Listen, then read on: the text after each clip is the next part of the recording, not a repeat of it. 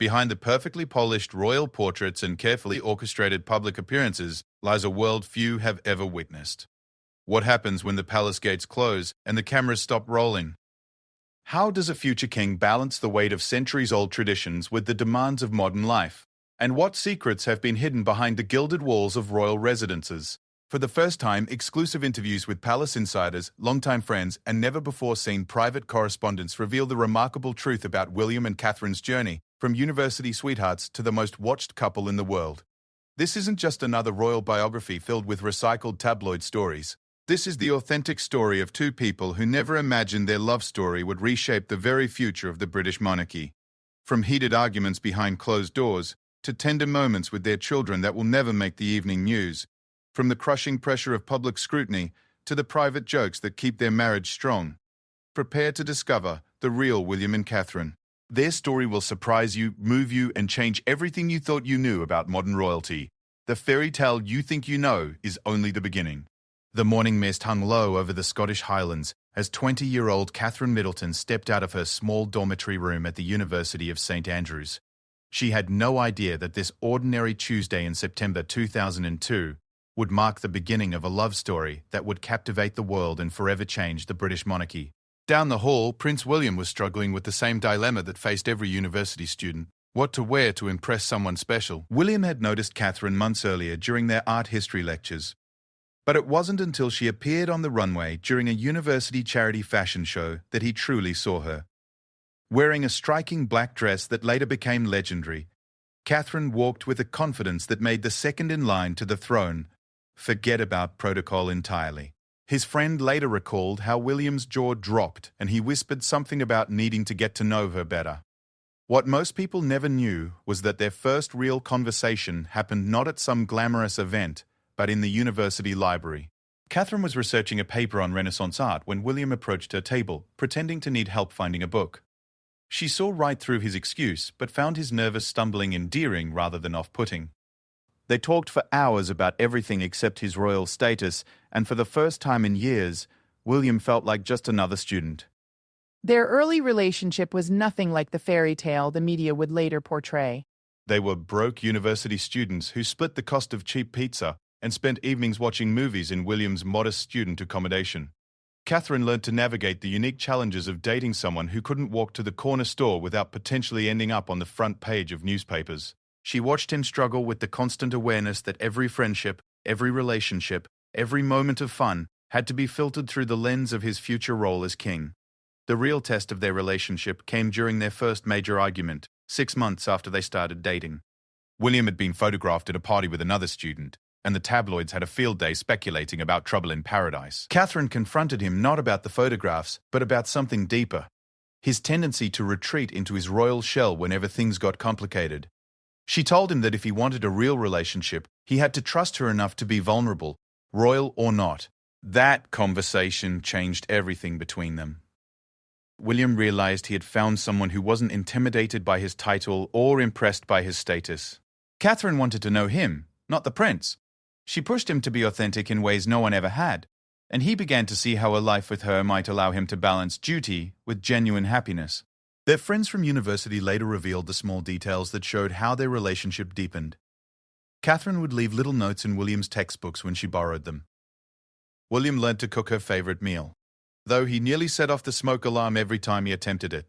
They developed inside jokes and shared looks that spoke volumes during formal events they attended together as their relationship became more serious. The first time Catherine visited Balmoral Castle, the Queen's private Scottish estate, she was terrified. The massive stone structure and formal protocols seemed worlds away from her middle-class upbringing in Berkshire. But Queen Elizabeth took an immediate liking to the young woman who treated her grandson like any other boyfriend, even when surrounded by centuries of royal history.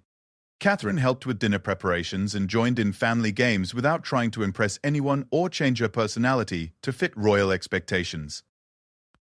Prince Charles initially had reservations, not about Catherine personally, but about the intense media scrutiny any serious relationship would bring to his son's life.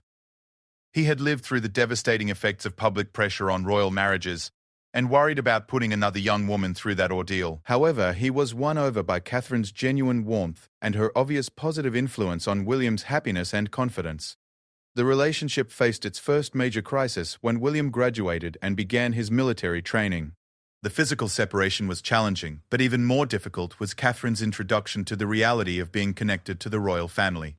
Photographers followed her to work, analyzed her every outfit choice, and speculated about wedding plans when the couple had barely discussed their future together.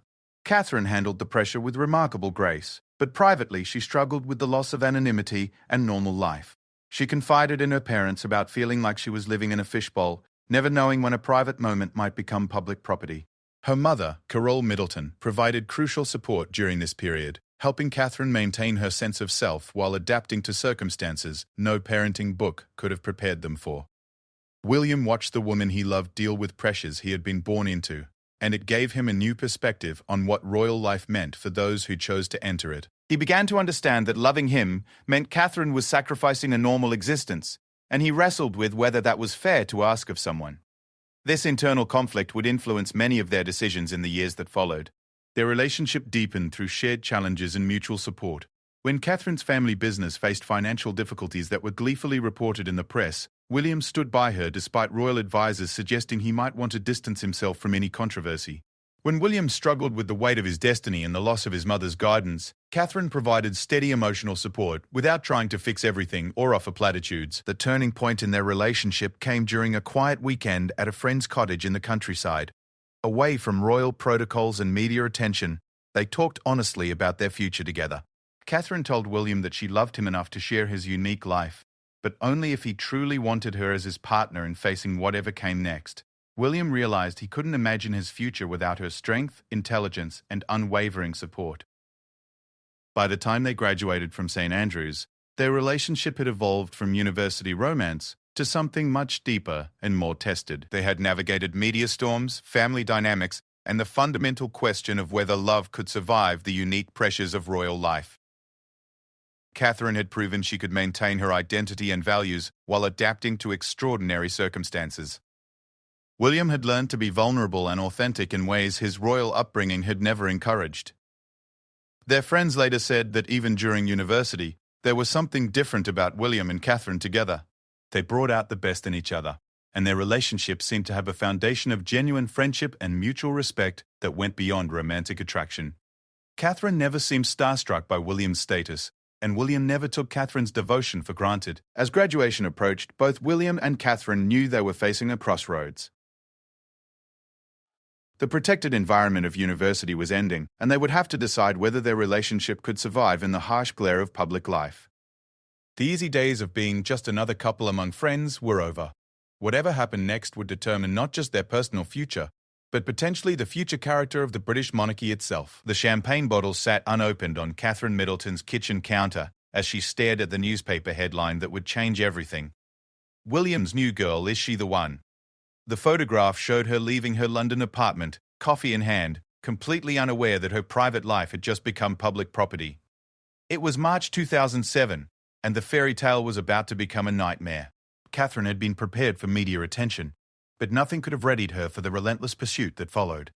Photographers camped outside her family home, followed her to work, and analyzed every detail of her appearance for clues about her relationship with the future king.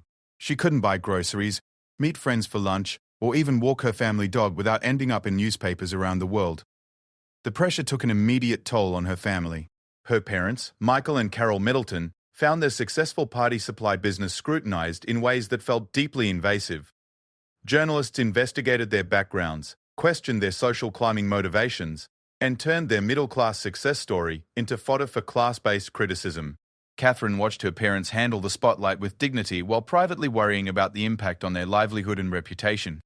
William was completing his military training at Sandhurst Royal Military Academy, physically present but emotionally distant as he focused on the demanding program. Catherine found herself navigating royal-related media storms without his day-to-day support. She had to learn the unwritten rules of royal protocol while being constantly photographed and judged. Every outfit choice became a statement.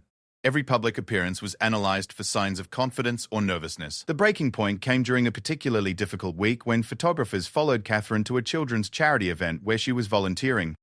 The intrusion disrupted the event and upset the children, making Catherine realize that her association with William was affecting her ability to contribute positively to causes she cared about. She called William that evening in tears, questioning whether their relationship was worth the cost to everyone around them.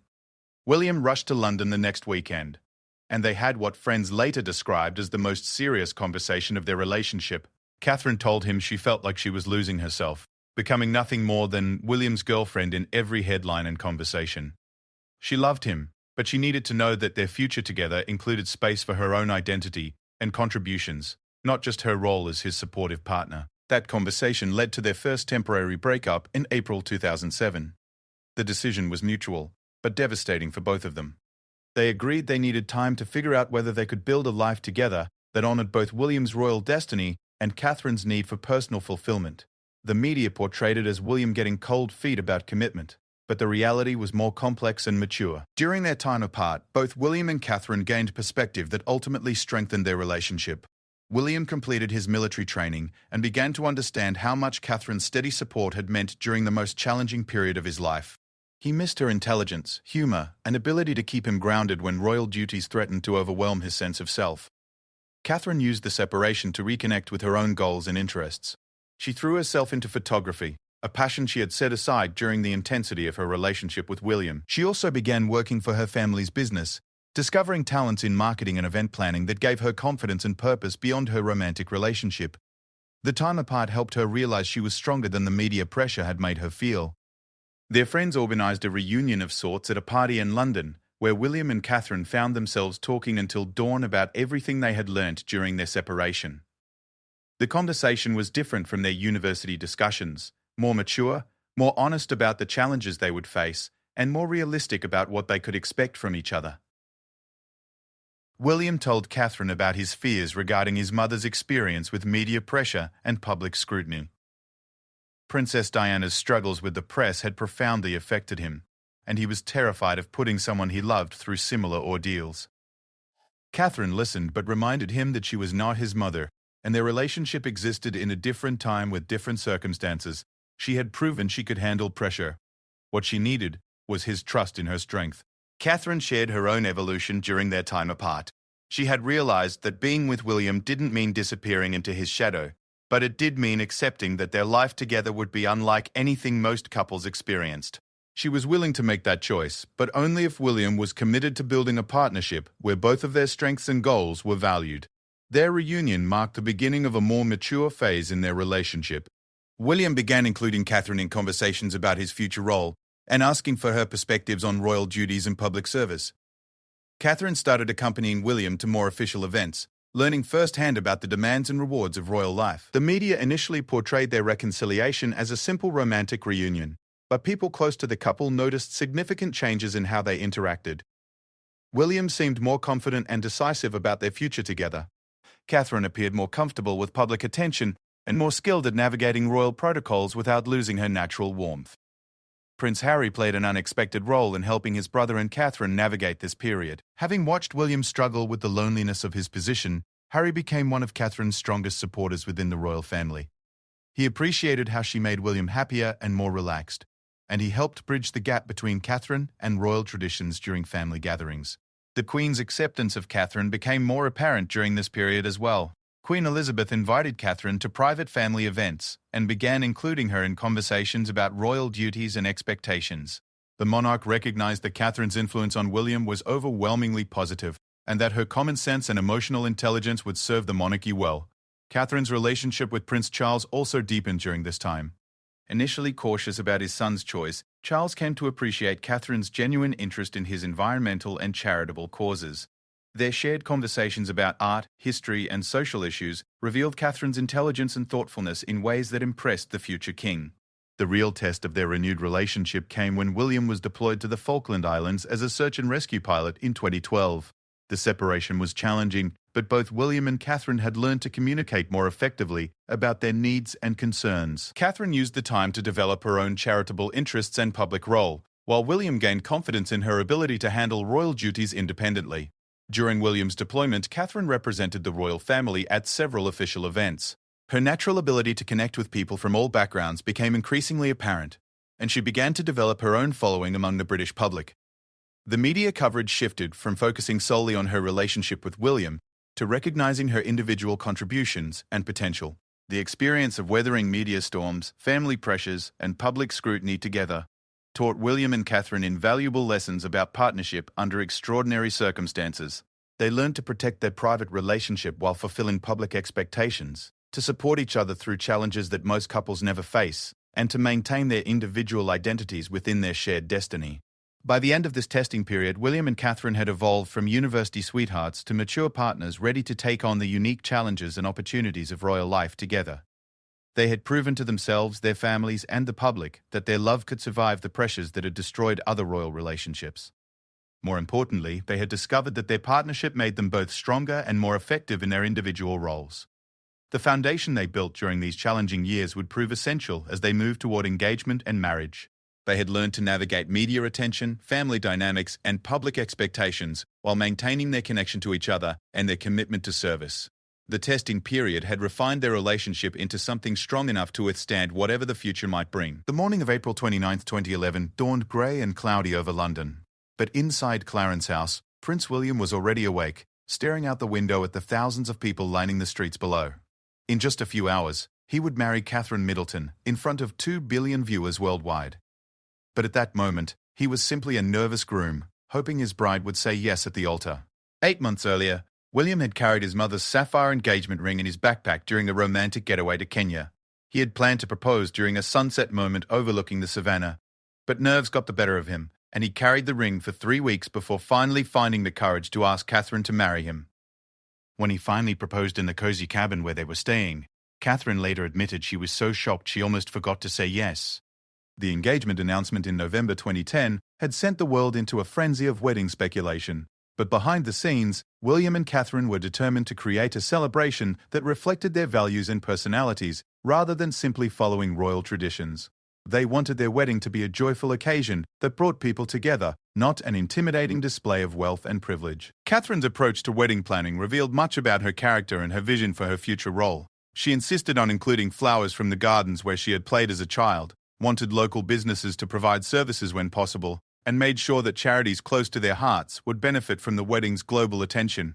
She spent hours reviewing guest lists, not just to include dignitaries and royals, but to ensure that people who had been important in their relationship journey would be part of their special day. The dress selection process became an international obsession, but Catherine kept her choice so secret that even her mother didn't see the final design until the morning of the wedding.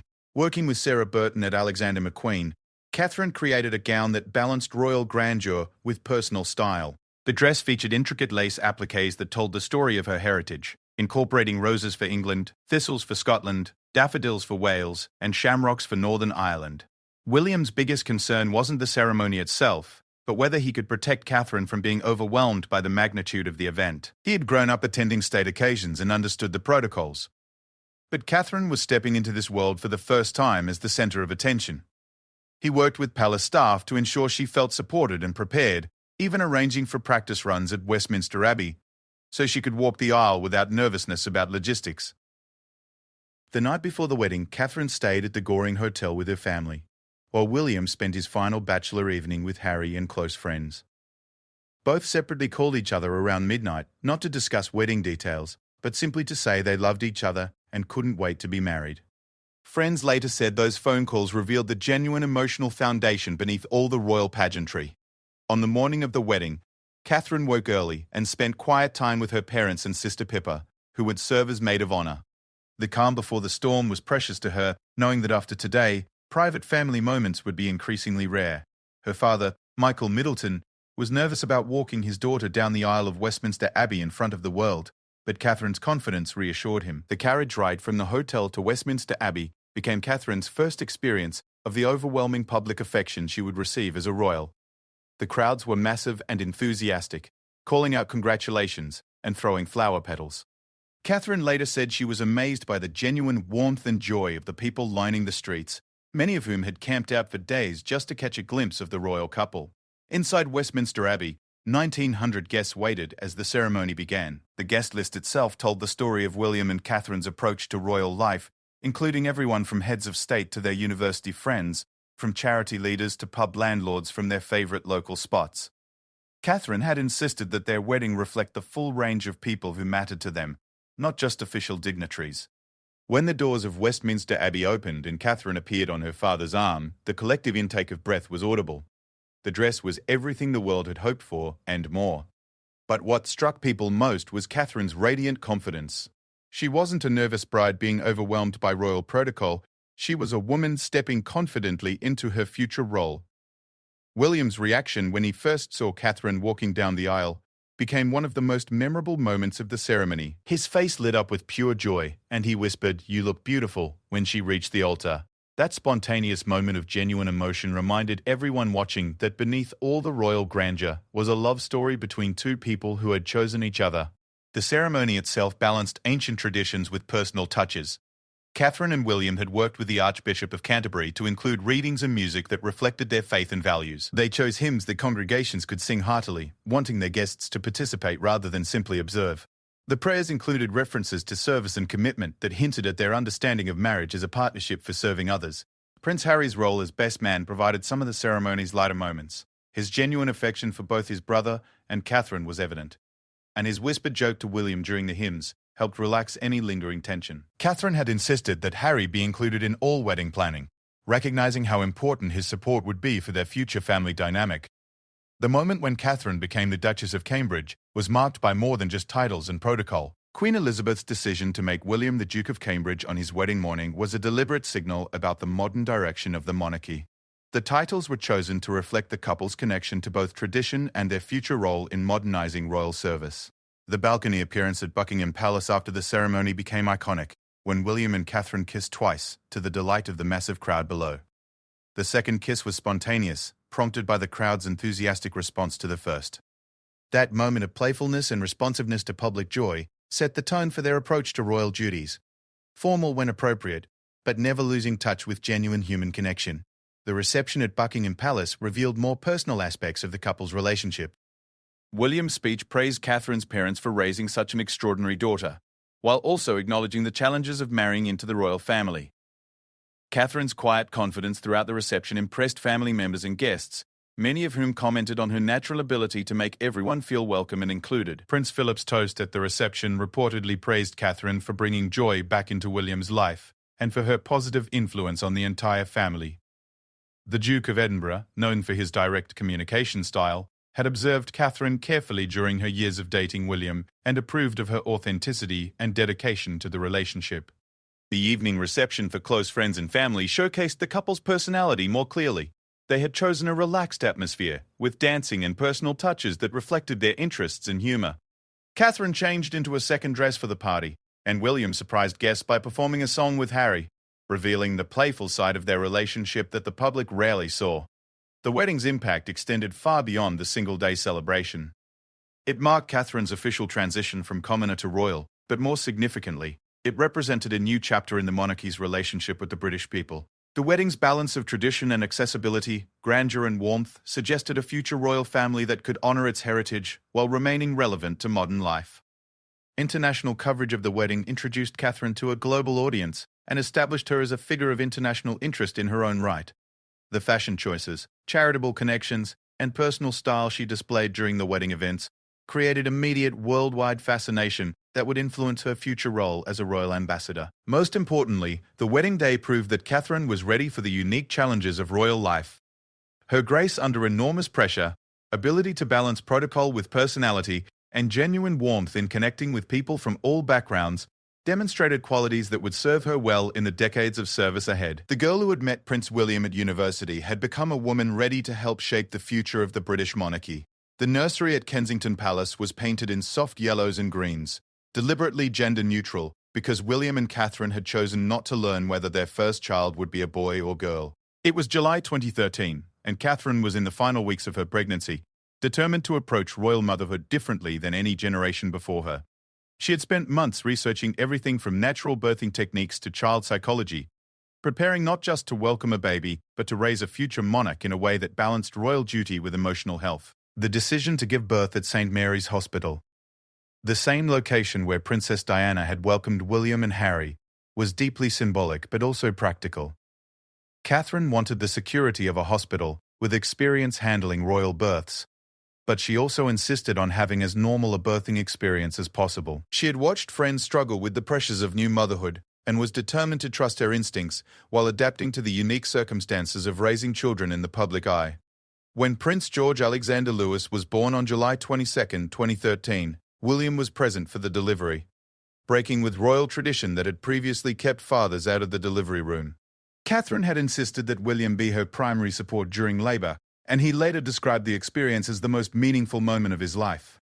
The first photographs of them leaving the hospital showed a couple glowing with new parent joy, but also slightly overwhelmed by the magnitude of introducing their son to the world. Catherine's approach to early motherhood revealed her commitment to hands-on parenting despite having access to unlimited help. She chose to do most night feedings herself, wanted to be present for all of George's major milestones, and insisted on maintaining routines that felt as normal as possible within palace walls. William supported these decisions completely, having grown up wishing for more ordinary family experiences in his own childhood. The challenges of raising children under constant public scrutiny became immediately apparent. Catherine couldn't take George to a regular park without creating media chaos, couldn't attend baby classes without photographers following, and had to carefully consider the implications of every parenting choice that might be observed and analyzed. She worked with palace security to create private spaces where George could play and explore without awareness of his unique circumstances. When Princess Charlotte Elizabeth Diana was born on May 2, 2015, Catherine was more confident in her role as royal mother, but faced new challenges in balancing attention between her children. She was determined that George not feel displaced by his sister's arrival and worked to create special traditions and one-on-one time with her firstborn. William marveled at Catherine's intuitive understanding of each child's needs and her ability to make royal life feel like family life. The decision to include Diana in Charlotte's name was Catherine's suggestion, wanting to honor William's mother while also giving their daughter a connection to the grandmother she would never meet. Catherine had studied Princess Diana's approach to motherhood and admired her determination to give William and Harry normal childhood experiences despite their royal status. She hoped to carry forward Diana's legacy of warm, engaged parenting. Catherine's parenting philosophy became evident through small details that palace staff noticed. She insisted on doing school drop-offs and pick-ups when possible, wanted to attend school plays and sporting events like any other parent, and created family traditions that had nothing to do with royal protocol. She and William established family movie nights, weekend camping trips in the palace gardens, and holiday traditions that felt authentically their own. The birth of Prince Louis Arthur Charles on April 23, 2018, completed their family and tested Catherine's ability to balance 3 young children with increasing royal duties. She had learned to be more protective of family time and more strategic about which royal engagements she accepted, especially during the children's early years. William supported these priorities, understanding that their children's emotional security was more important than fulfilling every royal obligation. Catherine's influence on William's parenting style was transformative. He had grown up with more formal relationships with his parents, and Catherine encouraged him to be more physically affectionate, emotionally expressive, and playful with their children. Friends noticed how William seemed more relaxed and joyful when talking about family life, crediting Catherine's influence for helping him heal from some of the emotional gaps in his own childhood. The family's move to Adelaide Cottage in Windsor in 2022 reflected Catherine's desire to give their children a more normal upbringing. The 4-bedroom house, while still on royal property, was significantly smaller and more informal than their Kensington Palace apartment. Catherine wanted the children to walk to school, ride bikes around the neighbourhood, and have friends over without the logistics that palace living required. Catherine's approach to royal duties evolved to accommodate her priorities as a mother. She focused on causes related to children's mental health, early childhood development, and family support services, allowing her royal work to complement rather than compete with her parenting responsibilities. Her patronages became vehicles for learning about child development that she could apply to her own family, while also serving the broader community. The decision to send George, Charlotte, and Louis to Lambrook School represented Catherine's commitment to balancing royal tradition with modern parenting. She and William visited numerous schools, interviewed teachers, and observed classrooms before choosing a co-educational independent school that emphasized kindness, service, and academic excellence without the intense pressure of some elite institutions. Catherine's relationship with her own parents became even more important as she navigated royal motherhood. Carol and Michael Middleton provided stability and normalcy for their grandchildren, offering a retreat from royal life where George, Charlotte, and Louis could simply be children without titles or expectations. Catherine worked to ensure her children had strong relationships with both sets of grandparents, understanding the importance of diverse influences in their development. The family's approach to holidays and downtime reflected Catherine's determination to prioritize family bonding. They established traditions of summer holidays where technology was limited, everyone participated in outdoor activities, and royal duties were set aside for pure family time. These experiences gave William and Catherine opportunities to observe their children's natural personalities and interests without the influence of royal protocol. Catherine's influence on the children's education extended beyond academics to include emotional intelligence, empathy, and understanding of their privileged position. She wanted them to understand their future roles while also developing genuine concern for others and appreciation for the opportunities their position provided to make positive differences in the world. The family's public appearances were carefully managed to balance public interest with the children's privacy and emotional well-being. Catherine insisted on limiting public engagements that included the children, and worked with palace communications staff to establish boundaries around photographing and reporting on family activities. She understood that some public interest was inevitable, but she was determined to control it as much as possible. William and Catherine's partnership in parenting became a model for modern royal families. They shared responsibilities more equally than previous generations, with William taking active roles in school activities and Catherine participating in traditionally male-oriented activities with the children. Their approach demonstrated that royal duty could coexist with engaged contemporary parenting. The challenges of raising children who would one day serve the monarchy while also ensuring their emotional health and happiness required constant navigation. Catherine researched child psychology, consulted with experts, and observed other families to understand best practices for raising confident, compassionate children under extraordinary circumstances.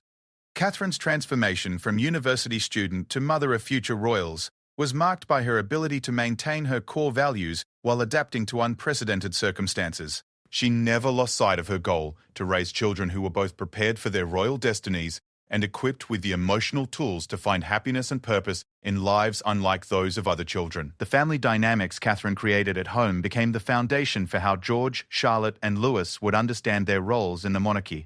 By emphasizing service, kindness, and genuine connection with others, she was preparing them not just to fulfill royal duties, but to find meaning and joy in the unique opportunities their positions would provide to make positive impacts on the world.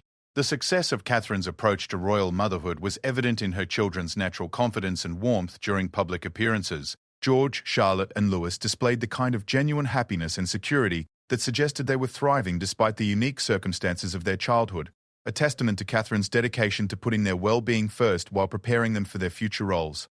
The phone call that would change everything came at 3:30 in the morning on September 8, 2022. Catherine woke to find William already answering, his face growing grave as he listened to the news that Queen Elizabeth II was declining rapidly. By dawn, they were driving to Balmoral Castle with their children, not knowing if they would arrive in time to say goodbye to the monarch, who had been the cornerstone of British life for 7 decades. Catherine had developed a special relationship with the Queen over the years, one built on mutual respect and genuine affection. The Queen had appreciated Catherine's dedication to royal duties, her natural ability to connect with people from all backgrounds, and her positive influence on William's confidence and happiness. In private moments, the Queen had expressed her satisfaction that the monarchy's future was in capable hands, with William and Catherine as the next generation of leaders. The Queen's death thrust William and Catherine into their new roles as Prince and Princess of Wales, far sooner than anyone had anticipated. Catherine had expected years more preparation before taking on the mantle that had belonged to Princess Diana, but she found herself needing to define what being Princess of Wales meant in the 21st century, while grieving the loss of a woman who had become both mentor and grandmother figure to her children. The period following the Queen's death revealed Catherine's growth into a figure of stability and strength during times of national transition. Her composure during the funeral proceedings, her support of William during his grief, and her ability to comfort her children while managing her own emotions demonstrated the emotional intelligence and resilience that had always been her strengths, but were now essential qualities for her elevated role. Catherine's approach to being Princess of Wales differed significantly from Princess Diana's, reflecting both her different personality and the changed circumstances of the monarchy. While Diana had used her position to challenge royal traditions and draw attention to overlooked causes, Catherine focused on building bridges, supporting established institutions, while gradually modernizing their approaches, and using her platform to create lasting change through collaboration rather than controversy. The early childhood development work that Catherine had begun as Duchess of Cambridge became the cornerstone of her identity as Princess of Wales. Her Royal Foundation Centre for Early Childhood represented years of research and consultation with experts, creating evidence-based programs to support children's mental health and development. This work allowed her to combine her personal passion as a mother with her professional capabilities as a royal leader. William's inheritance of the Prince of Wales title brought with it enormous responsibilities, including the Duchy of Cornwall, environmental initiatives, and the complex task of preparing for eventual kingship. Catherine became his crucial partner in managing these responsibilities while also developing her own areas of expertise and influence. Their partnership evolved into a sophisticated operation that balanced tradition with innovation. The challenges facing the monarchy during William and Catherine's rise to prominence required careful navigation. Public opinion about the royal family was more divided than during the Queen's reign, with younger generations questioning the relevance and cost of royal institutions.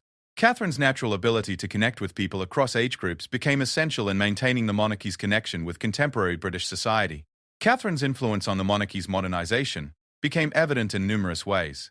She championed increased transparency in royal finances, supported greater diversity in palace staffing, and advocated for more accessible public engagements that allowed ordinary people to interact meaningfully with royals. Her changes were subtle but significant, representing evolution rather than revolution in royal practices. The global profile that Catherine developed during this period extended far beyond traditional royal duties.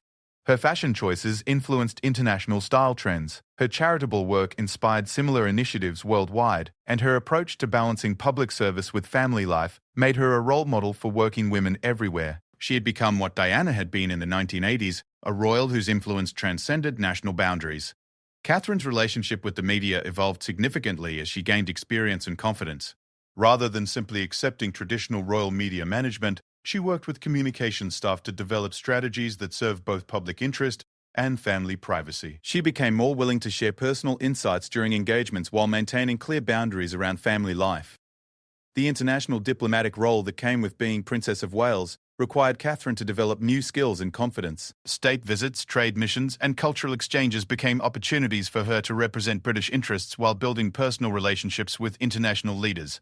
Her natural warmth and intelligence made her an effective ambassador for British values and interests. Catherine's influence on William's preparation for kingship was profound and ongoing. She helped him develop more effective communication skills, encouraged his emotional openness during public engagements, and provided the personal stability that allowed him to take thoughtful risks in royal leadership. Their partnership became a model for how modern monarchs might balance personal happiness with public duty. The educational choices Catherine and William made for their children reflected their vision for the monarchy's future. George, Charlotte, and Louis were being prepared for lives of service while also being encouraged to develop their individual interests and talents. Catherine was determined that her children would be equipped with both the emotional intelligence and practical skills needed for 21st century royal life. Catherine's health challenges, including the cancer diagnosis she faced privately in 2024, tested her resilience and revealed her commitment to using personal struggles as opportunities for service. Her eventual openness about her health journey provided support and inspiration to others facing similar challenges, while demonstrating the human side of royal life that made the monarchy more relatable and relevant. The charitable work that Catherine developed as Princess of Wales represented a sophisticated understanding of how royal influence could create lasting change. Rather than simply lending her name to existing organizations, she invested time in understanding complex social issues and developing comprehensive approaches that addressed root causes rather than just symptoms. Catherine's legacy was already becoming apparent in the changed relationship between the royal family and the British people. Her authenticity, dedication, and ability to balance tradition with contemporary values had helped restore confidence in the monarchy's relevance and effectiveness. She had proven that it was possible to honor royal heritage while adapting to modern expectations and needs. The partnership between William and Catherine represented hope for the monarchy's future in ways that extended beyond their individual contributions. Together, they had demonstrated that royal marriage could be both personally fulfilling and professionally effective, that tradition and innovation could coexist, and that service to others could be the foundation for meaningful, joyful lives. Looking toward the future, Catherine's influence on the monarchy was expected to be lasting and transformative. Her children were growing up with different expectations and opportunities than previous royal generations. Her charitable work was creating institutional changes that would outlast her individual involvement. And her approach to royal life had established new standards for authenticity and effectiveness in public service. The woman who had once been a nervous university student meeting a prince had evolved into a confident leader whose influence extended far beyond her royal title. Catherine's journey from commoner to future queen had been marked by grace under pressure, dedication to growth, and unwavering commitment to using her unique position to make positive differences in the world. The future of the British monarchy under King William and Queen Catherine promised to honour the best traditions of royal service while embracing the changes necessary for continued relevance in contemporary society.